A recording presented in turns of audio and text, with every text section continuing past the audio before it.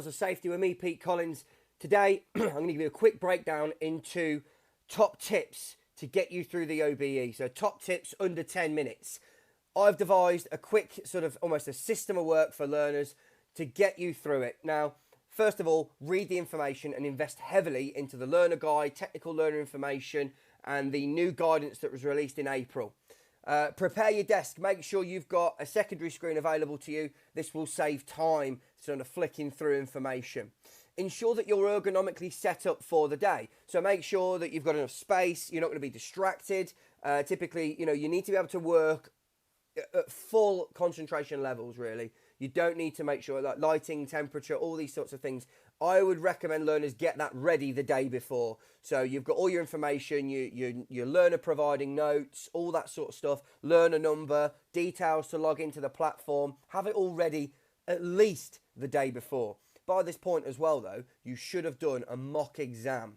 So, your learner provider might give you a scenario and say, right, go and answer these questions. And then you may have a discussion on that to prepare you for it the best you can.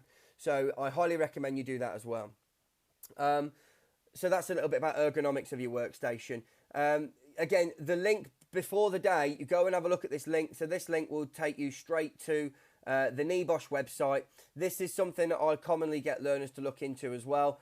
I've referred to this in similar videos. Digital assessments. In the certificate here, it gives us all sorts of stuff. Information, plagiarism, resources, the marking scheme. It's got all the dates in there as well. So I highly recommend you go and have a look at that link before you do the OBE. You need to be confident in uploading your document, downloading it, and the steps you need to take. This video will help you with that as well. So once you've downloaded the information and you've got it, before you do that, go to the HSE website and have a look at information that can help you. Now, I've also put some links into the channel to you as well. If you go into the channel, go to About, there is some links in there to HSE information that's going to help you through your open book exam as well.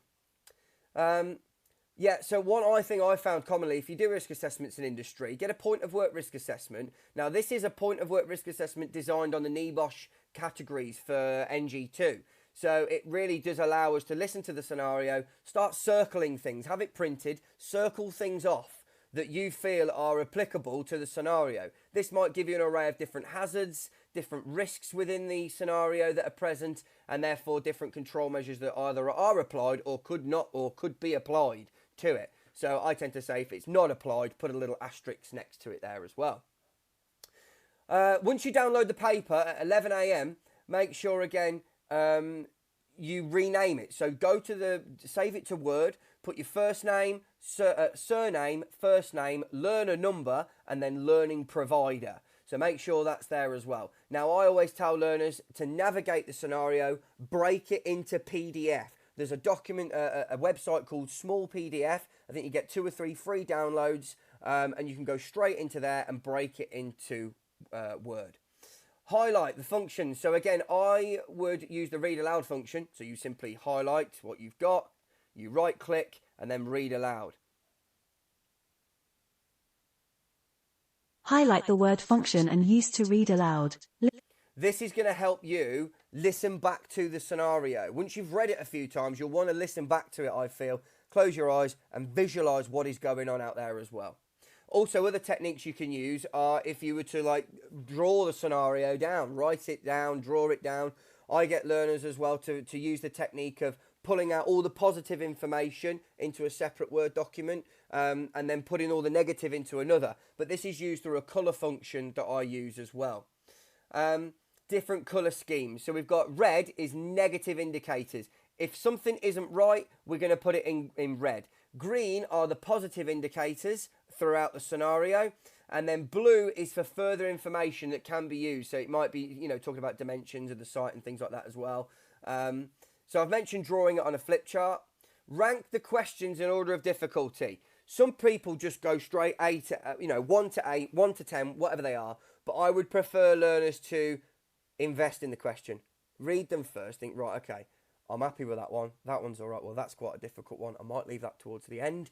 The reason for this is because your mindset is going to be adapted through answering questions and getting used to the technique to go and answer those more difficult questions towards the end of the OBE.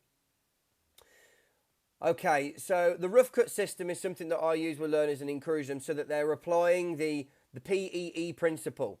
So what it is, you'll just take your question at the top, put it in a box on a Word document, copy and paste it from the scenario, get your question, start to dissect it in colours, start to highlight and put things in bold. So for example, it's a financial argument, you'll need to highlight that. If it's going to talk a little bit about convincing the management, you'll need to highlight that.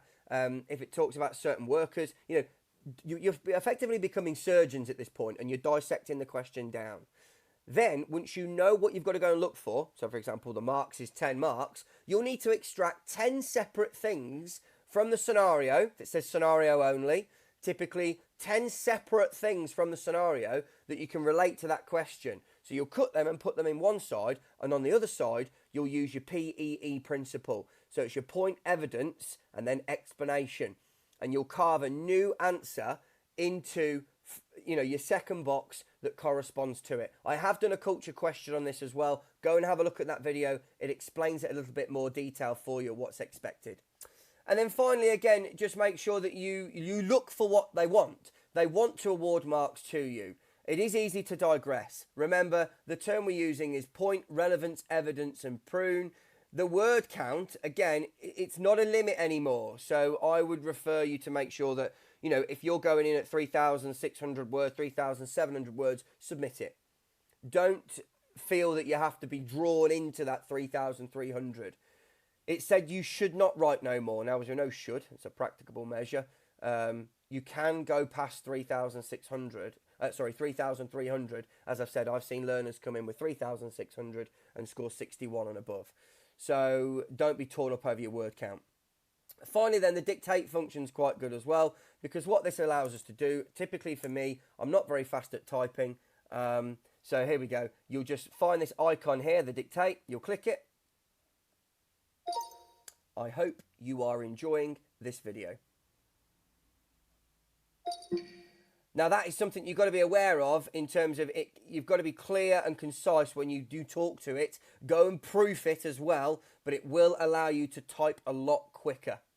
Okay, and that's it from me, Pete Collins, Scales of Safety. We don't do it for likes, we don't do it for subs, we do it for you. Best of luck with your studies, people. Thank you very much. That was top tips on to get you through the open book exam, now commonly known as scenario-based assessments. Thank you.